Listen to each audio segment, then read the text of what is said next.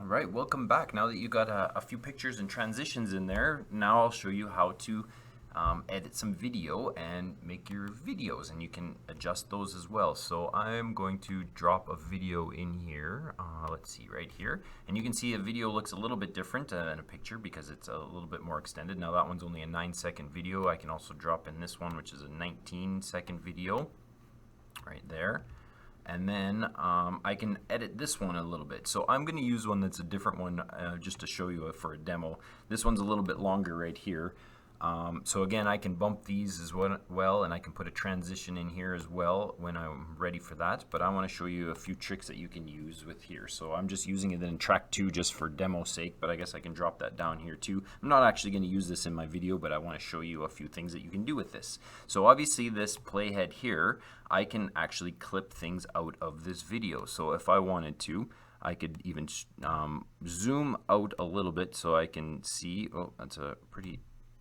I can just press this plus button. So if you zoom out, it doesn't change anything. It just means that scale is a little bit different, so I can see a little bit more going on in this video. And you can see there's two different frames here with the same thing. So if I wanted to cut off that frame, I just bring my playhead right here, click this scissors, and you can see now I've got two different videos here. And if I wanted to, I can even clip out this one, so I could bring it over here and I could clip out that one. And if I wanted to delete something in the middle of my frame, I could do that as well, and I could just come up here and I could go delete, and then I could bump this back onto this video right here. And what's really cool actually is that it doesn't actually give any bit of there's a little bit of black line there, but when you see, there's not much of a transition there, or at least there's not a lot of difference there when you do that. So even when you bump the videos together, it works pretty well together.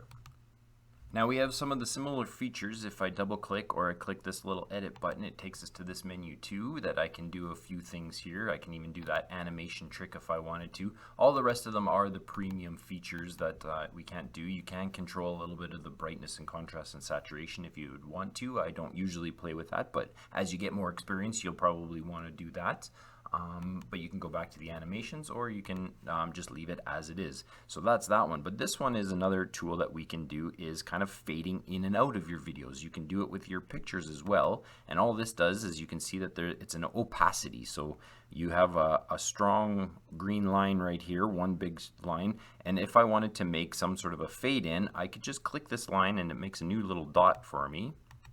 And then what I could do is I could bring that opacity down to whatever, 0 even, and then that video now will kind of fade in. And if I wanted to, I could even do it here and create another dot, and I could even fade out that video. So this is going to look a little strange because I've got two videos here, but you can see that if it's a solid video here, and then you can see once it hits this, it's going to kind of, there we go, gradually fade in with the video. So that's kind of a cool effect that you can also do with your videos. And like I say, you can also do that with your pictures.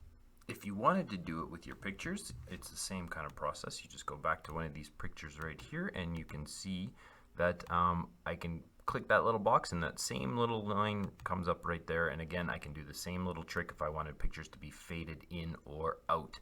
And that little edit button is the same thing as double clicking or clicking that little edit button for that. And you can also control the opacity. It's the same thing. This green line is the same thing as up here. So if you wanted to fade in and out, you can fade in. So the default was 5 seconds. So if you wanted to fade in for a second and fade out for a second, you can also do that here, but that's the same thing as what I did with the video over there.